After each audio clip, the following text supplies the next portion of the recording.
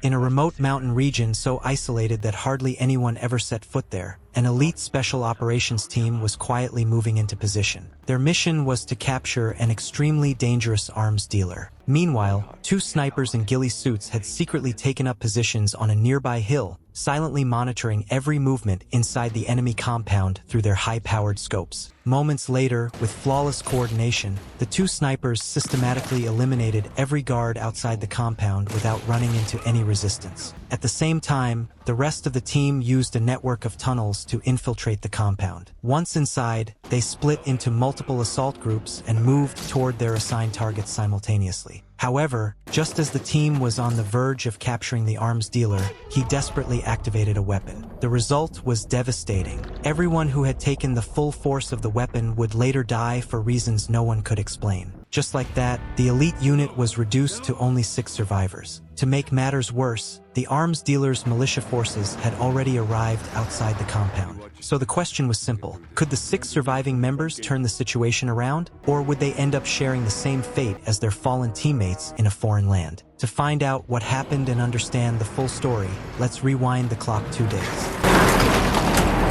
The story begins in a barren desert 2 days earlier. Sniper Brandon meets Lieutenant Colonel David after receiving an urgent summons and being flown in on a special flight. The problem was that Brandon had no idea what the mission was. He did not even know what country he was in. But instead of answering his questions, David simply told him to come along. At that moment, 2 more people stepped out of a vehicle. The man was named Nova, and the woman was Olivia. After introducing everyone, David informed Brandon that they were in Costa Verde. The group then drove back to base. Along the way, Nova explained that his uncle Roman had risen to power by exploiting the people's suffering and anger, eventually becoming prime minister. But after taking office, he sold out the country to whoever was willing to pay the highest price, including the notorious arms dealer Kovalov. Kovalov and the prime minister had struck a deal. Kovalov would supply weapons to the prime minister's private army, and in return, he would be free to manufacture and sell weapons inside the country. Because of that, Nova joined the Phoenix Resistance, hoping to bring Kovalov to justice. They had already located Kovalov's headquarters and positioned a satellite over the area. Normally, Kovalov would come by once every quarter to inspect the site and deliver the latest weapons to the prime minister. But 2 nights earlier, Nova picked up a heat signature showing a helicopter landing in the courtyard. That meant they had to launch an attack on the enemy's base of operations. The strike was set for 48 hours later. By now, the terrain had already been scouted. All Brandon had to do was aim and pull the trigger. After that, everyone arrived at Phoenix headquarters in Costa Verde. There, Brandon reunited with his old friend, Agent Zero, the man David had introduced to him. David did not want to interrupt their reunion, so he said he would meet them inside later.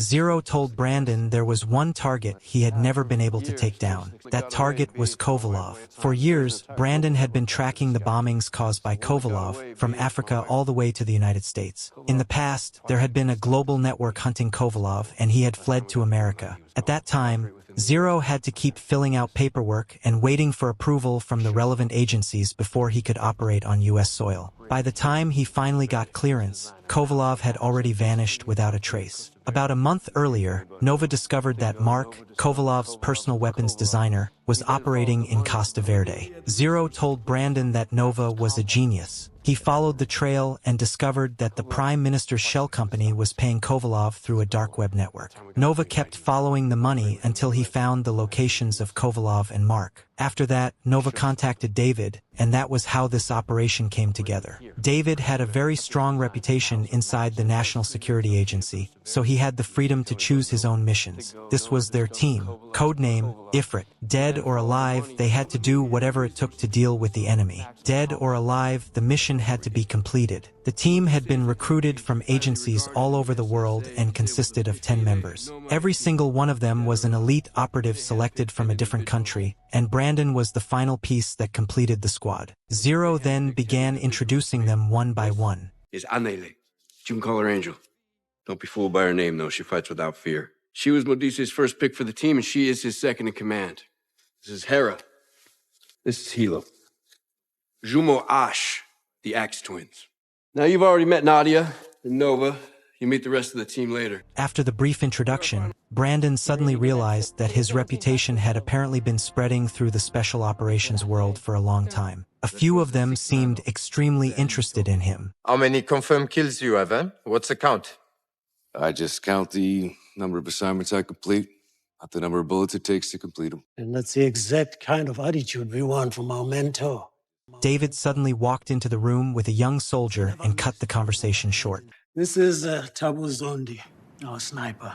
He was a sniper from the South African Defense Forces. His training record was outstanding, and he was almost always among the top performers. However, because he had been on very few real combat missions, Zondi was still a rookie in the truest sense. Since time was running out, the team did not waste any more time talking. They immediately threw themselves into intense training to improve their coordination in the field. They rebuilt a model of the compound and kept drilling different assault plans, team formations, target approaches, and emergency extraction routes. After all, the more sweat they shed now, the less blood they would lose on the battlefield. Based on the latest satellite images, David quickly laid out a detailed battle plan. The attack would take place at dawn, when the guards were exhausted after standing watch all night and their reaction time would be at its lowest. Brandon and Zondi would take the high ground and provide long-range support, keeping watch over the entire area while taking out any targets that could raise the alarm. The other 8 members would secretly infiltrate through the escape tunnel system, entering from the outside exit and making their way into the compound through a hidden trapdoor in the wine cellar. Once they were inside, David divided the 10-member team into 5 smaller groups, with each group responsible for a different attack route. These teams would move toward key areas at the same time, cutting off escape routes while making sure Kovalov had no chance to slip away. Aside from their main target, Kovalov, the team also had to be especially careful of Mark, the insane chemist working under him. No one knew what kind of twisted weapon this guy had cooked up, so everyone had to carry gas masks and protective gear in case they ran into anthrax, nerve agents, or any other kind of biochemical weapon. Once they reached the targets, they were to capture Kovalov and Mark alive if possible, because their intelligence value was enormous. But if the situation got out of control, the team had permission to eliminate them immediately. At the same time, they had to collect every weapon, document, and piece of research data they could get their hands on. After that, they would cut power to the entire compound and quickly retreat back through the tunnel. From there, the team would move to a private dock that had already been prepared. A fishing boat would be waiting to take them into international waters, where they would meet the support team and leave the area safely. On paper, the plan sounded almost airtight, but David kept stressing one thing again and again. The entire operation had to remain completely secret, because Kovalov was not just some ordinary arms dealer. He was backed by Prime Minister Roman of Costa Verde, and Roman had a powerful militia under his command, one that handled all the dirty work behind the scenes. If news of the attack leaked before the operation began, more than 100 fully armed gunmen could show up as reinforcements. And at that point, the raid would instantly turn into a real blood trap. After the tactical briefing ended, Brandon began testing Zondi's skills.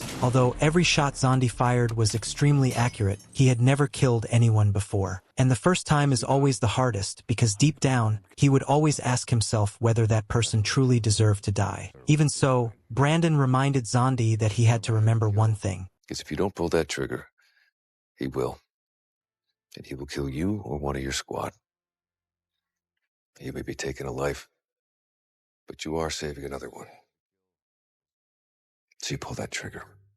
And just like that, the 48 hours of preparation quickly passed. During that short window, Brandon did not just train and live alongside the other members. He also gradually began to understand who they really were. From a group of strangers thrown onto the same team, they slowly became more coordinated and started trusting one another, like real comrades before heading into battle. Every member of the team was a special operator who had survived countless brutal fights. They came from different countries, each carrying their own past and their own beliefs. But in the end, they all stood on the same side. They had volunteered for this special unit to help maintain stability in a region drowning in chaos. After training ended that day, the whole team sat down for dinner together. For once, the atmosphere felt lighter after hours of intense, nerve-wracking drills. During the meal, David excitedly brought up Angel's legendary achievement. Back when she was still a patrol officer, Angel once ran into a knife-wielding criminal who had set fire to a gas station. Even though the situation was extremely dangerous, she did not back down. She rushed straight in and fought him head-on. In the end,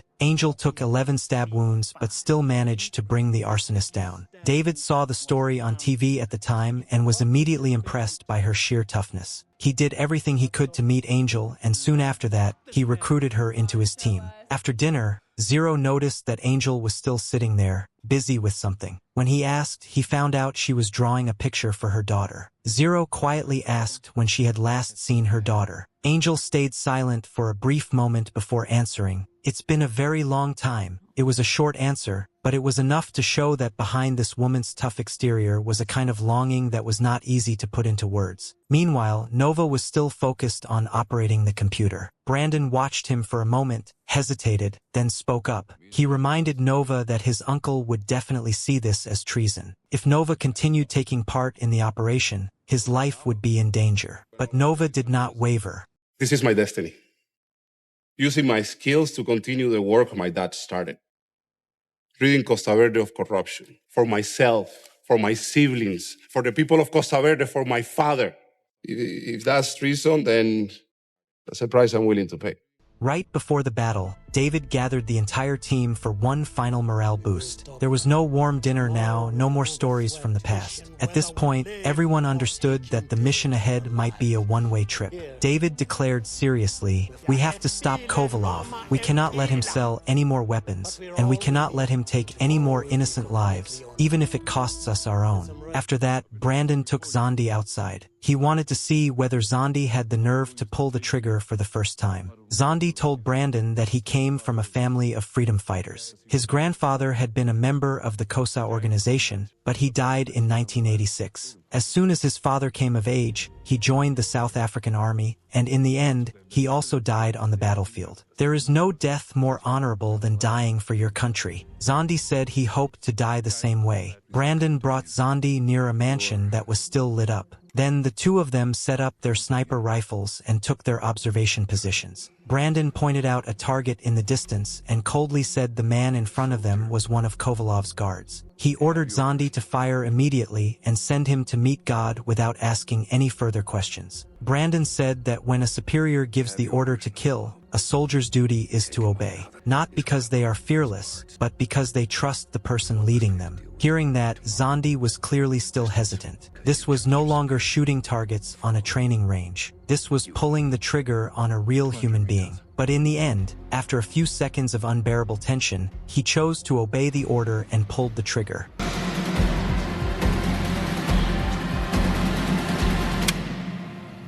But Brandon, being the sly old fox that he was, had pulled a fast one on Zondi. There were no bullets in the rifle at all. The whole thing was just a test to see whether Zondi had the nerve to pull the trigger under pressure. And Zondi passed. After going through that, Zondi was not angry at all. Instead, he admired Brandon even more. In Zondi's eyes, Brandon had experience, credibility, and enough cold-blooded composure to handle any situation. So he could not understand why someone like Brandon was not leading this operation himself. Brandon calmly explained that there was a huge difference between following orders and giving them. When he followed orders, he only had to gamble with his own life. But when he gave orders, he was putting other people's lives at risk. If things went out of control, their blood would become the responsibility weighing on the commander's shoulders. And that was not something everyone could face easily. After hearing that, Zondi seemed to only half understand. He still believed that if a soldier trusted Brandon and was willing to risk his life for him, then that was their choice, not entirely Brandon's fault. But Brandon did not argue any further. Some things could only be understood after stepping onto a real battlefield. Only then would someone understand just how heavy the word command truly was. Just as Zondi was about to keep trying to persuade him, Zero suddenly appeared and informed them that the operation would officially begin in just a few hours. There was no time left to talk, so the two immediately returned to base and prepared to enter the real battle.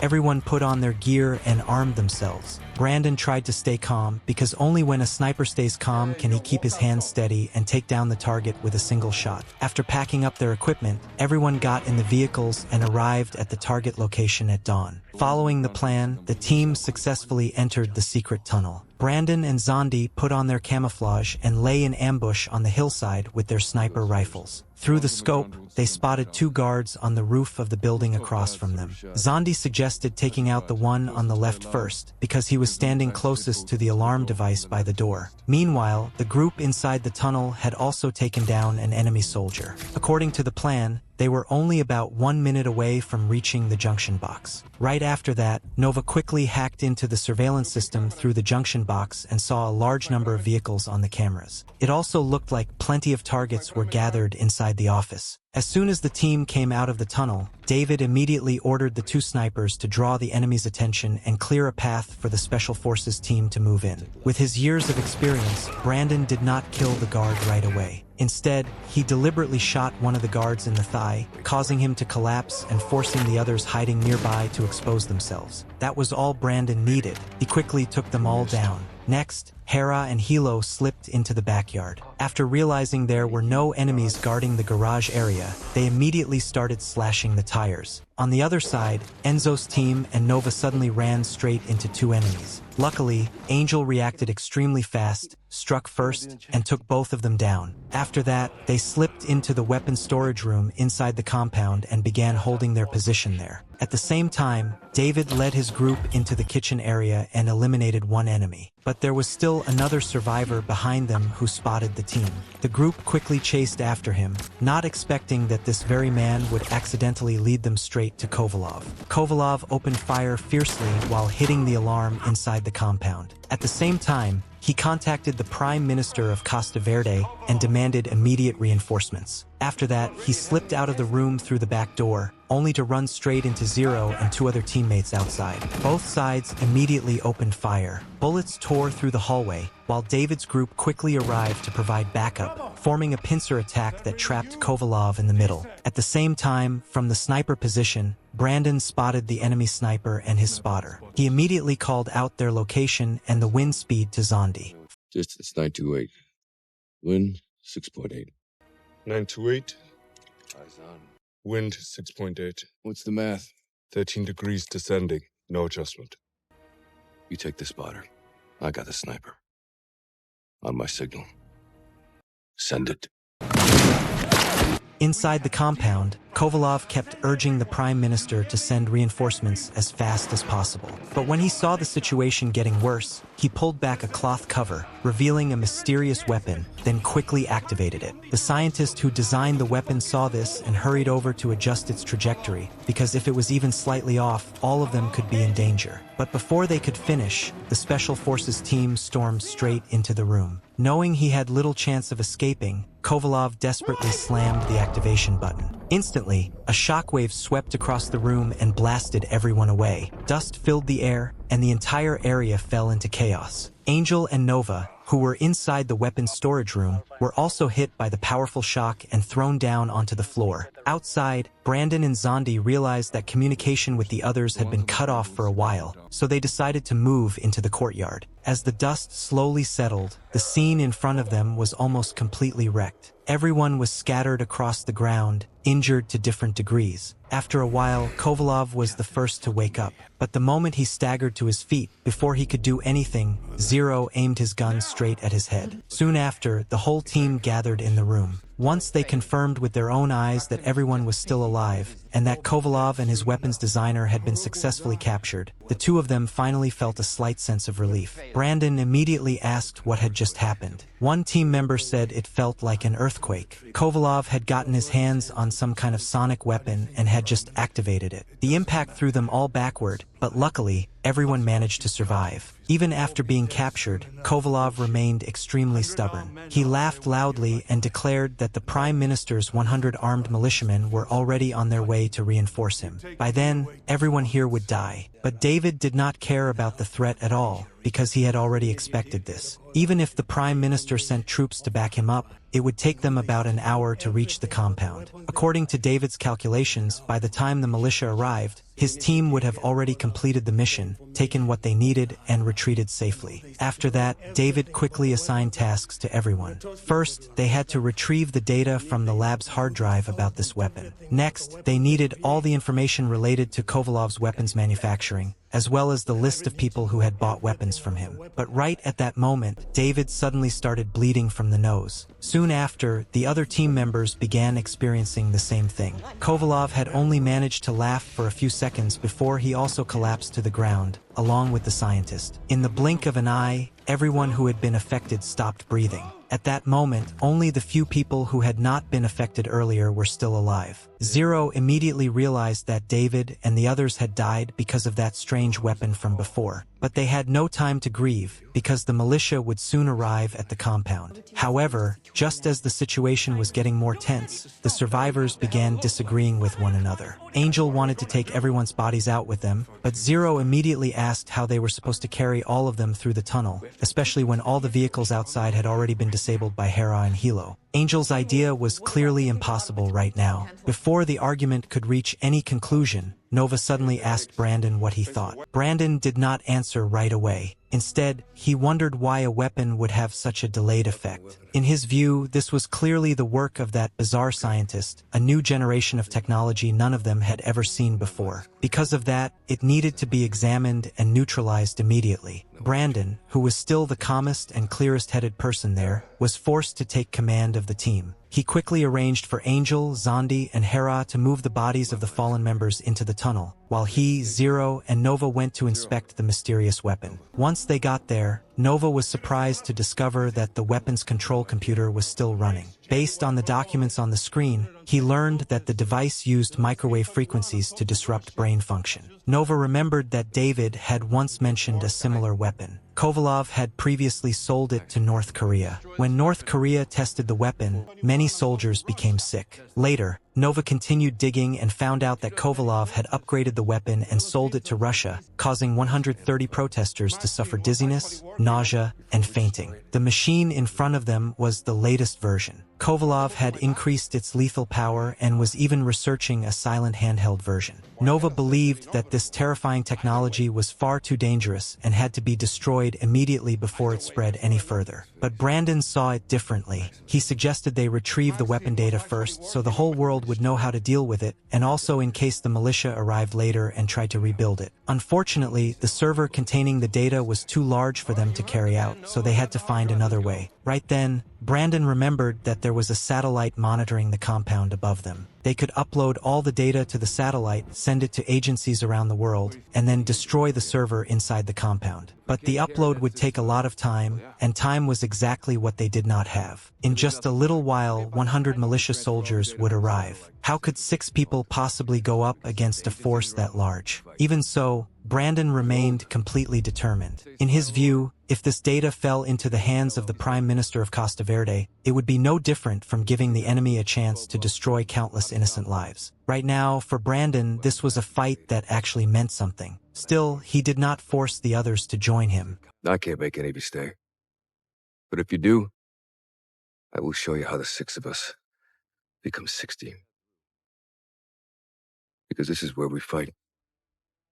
This is where we make our stand. Angel hesitated at first, but in the end, she agreed. Seeing that everyone was on the same page, Brandon immediately began setting up the defense plan. Because this mission was classified, they had no backup team. Brandon told Nova to contact the Phoenix Resistance as their last resort. He hoped Phoenix could arrive in time to help and get the survivors out of there before the militia showed up. At the same time, the team gathered every round of ammunition they could find inside the compound. But there was not much, so they had to make full use of everything still available. When Nova discovered that the militia vehicles would arrive in about half an hour, Brandon quickly assigned positions to each team member, creating crossfire zones from multiple angles. But the enemy had too many men. That alone would not be enough. They needed to lure them deeper into the facility and take them out in waves. Most importantly, they had to protect the laboratory where Nova was stationed so he could finish uploading the data to the satellite. After that, the team would cut power to the entire compound and use that window to slip into the tunnel and escape. Once the assignments were finished, Brandon went to see Nova privately inside the lab and handed him a phone. He seriously warned him that the hallway had been rigged with explosives, and all of them were connected to this phone. If the enemy broke through the defensive line and stormed in, Nova had to call the first number in the contacts list. The second number would trigger the bomb inside the laboratory. He should only call it once everyone had safely retreated into the tunnel. And just like that, the final battle was about to begin. The 6 of them were ready to fight, silently waiting for the militia to arrive. Not long after, a message came through the radio saying the militia vehicles were about to arrive. Angel was the first to spot the vehicles approaching.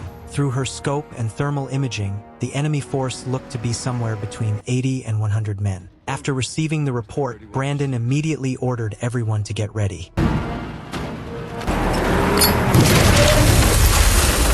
The next second, Angel and Hera threw smoke bombs forward, blocking the militia's line of sight. As soon as the smoke rose, Brandon charged straight in with his rifle and launched the first attack. When the smoke slowly began to clear, he quickly found cover. At the same time, the others opened fire together, taking down quite a few militia soldiers. However, in the grand scheme of things, that number was still just a drop in the ocean. In another corner of the compound, Hera hid inside the garage and shot down one militia soldier, but that also exposed her position. She then shot a fuel tank, causing one militia soldier to accidentally shoot his own teammate. After that, Hera quickly changed her defensive position and took down several more men. Unfortunately, she did not have much ammunition left. Even worse, it did not take long before Hera ran completely out of bullets, forcing her to retreat immediately. Zero provided cover from above, helping Hera escape the encirclement. But a few militia soldiers still chased after her. When Hera found herself surrounded from both front and back, she quickly took down the soldier who was reloading.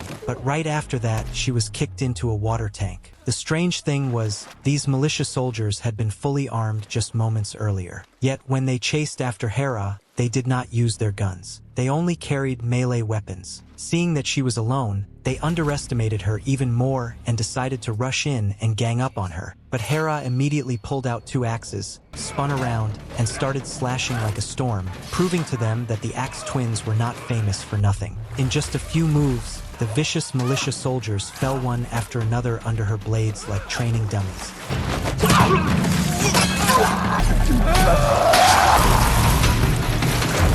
By this point, one of them finally remembered he had a gun. But the moment he tried to use it, Eros' axe flew straight into his head. If you are holding a gun and still lose to someone throwing an axe, that is not combat anymore. That is a skill issue. On the other side, Brandon kept luring the militia soldiers into the alleys, then taking them out one by one. But right then, the enemy suddenly brought heavy weapons and machine guns into the courtyard, trying to eliminate the dangerous sniper first. Seeing the situation getting serious, Brandon immediately ran toward his sniper rifle while asking Zero and Angel to cover him. Using that opening, he set up the rifle and aimed straight at a rocket launcher.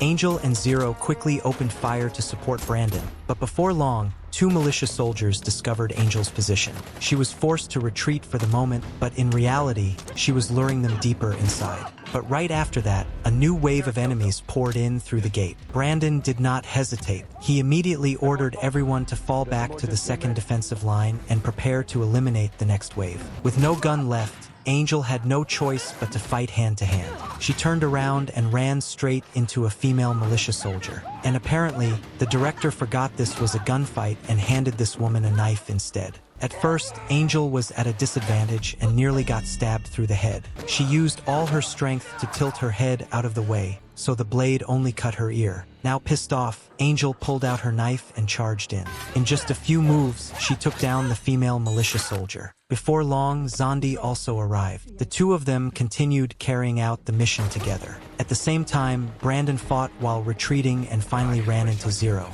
Zero shot a gas tank and blew it up to block the enemy's path. After that, the 2 split up again. As for Nova, the data upload had reached 91%. A female militia soldier had just rushed into the kitchen when Zero snapped her neck. However, there were still more enemies outside. But once again, the director apparently confiscated everyone's guns. So Zero had no choice but to clock in for another hand-to-hand fight scene. He used anything around him as a weapon and went full brawler mode against the militia soldiers. They fought from the kitchen doorway all the way into the narrow hallway. Zero punched one man straight into a room, but the moment he took one down, another enemy enemies showed up. These guys just kept coming like the game forgot to turn off enemy spawning. Seeing that, Zero broke off a table leg and used it to beat the newly arrived militia soldier into the ground. Suddenly, someone attacked him from behind. Zero quickly picked up a broken piece of wood from the floor, spun around, and drove it hard into the militia soldier. Finally, he picked up a gun and shot the man dead. At the end of the day, guns were still the most effective option. Zero took a grenade from the soldier's body, pulled the pin, and threw it toward the militia soldiers behind him. Somewhere else, Brandon was also fighting hand-to-hand. Even a top-tier sniper apparently wanted to test his punching skills for once. After grabbing a pistol and taking out 2 enemies, Brandon was about to go look for the others when he got hit in the head with the butt of a gun.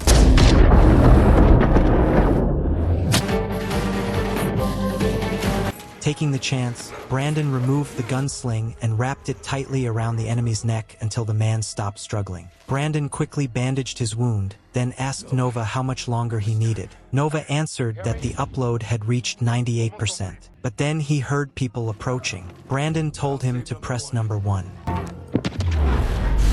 Brandon was about to head to the lab when enemy fire pinned him down. Luckily, Zero got the message and rushed over to support him. 1 grenade was all it took to break the siege. Right then, Nova reported the good news. The data had been fully uploaded. After that, Nova hit the power cutoff. As the 10-second countdown reached 0, the entire compound was swallowed by darkness. But Hera ran into trouble. Her night vision goggles were broken. When Brandon heard this, he immediately went to back her up. At that moment, Hera threw a flare into a room, but there were already a lot of militia soldiers inside. As a result, she was shot down on the spot. By the time Brandon arrived, put on his night vision goggles, and wiped out the soldiers, it was already too late. Hera had already taken her last breath. With no time to grieve, Brandon told the others to retreat into the tunnel immediately. However, the moment he stepped out the door, he took a bullet to the stomach. Even so, Brandon still managed to finish off the enemy before nearly blacking out. Fortunately, Zero arrived just in time to save him. But Nova was not as lucky.